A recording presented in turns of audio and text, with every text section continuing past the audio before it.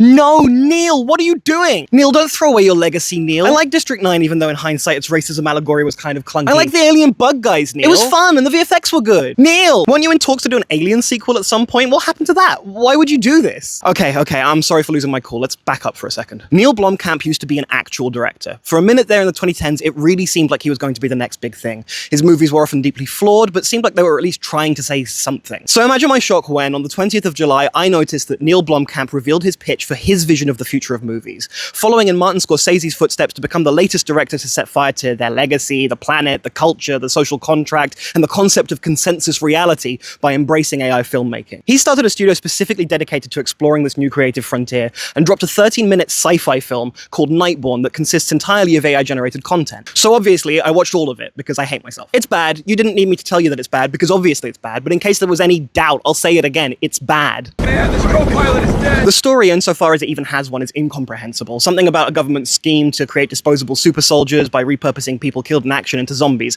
So far, so generic. This is the control implant. A soldier that costs nothing to lose. My wife didn't die the way you all say she did.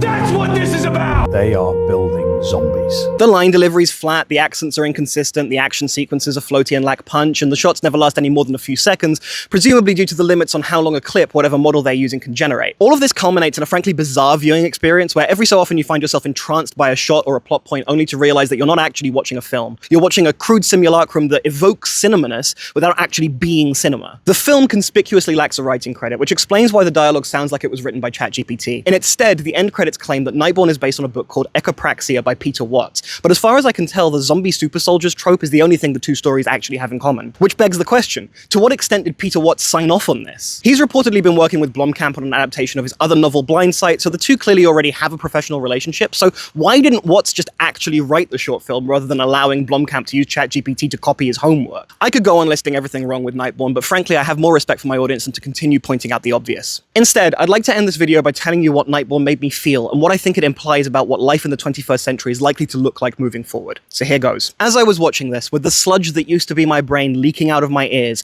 I had a Paul Atreides style flash forward to a possible future where I, in my twilight years, am sundowning away in a care home somewhere with nothing to do but watch TV until I die. And every channel available to me is full of shit like this. Content. Content with no nutritional value. The media diet equivalent of spooning high fructose corn syrup directly into your mouth.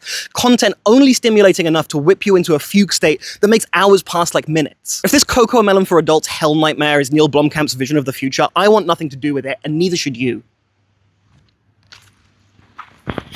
Kiss that little gorgeous nugget for me.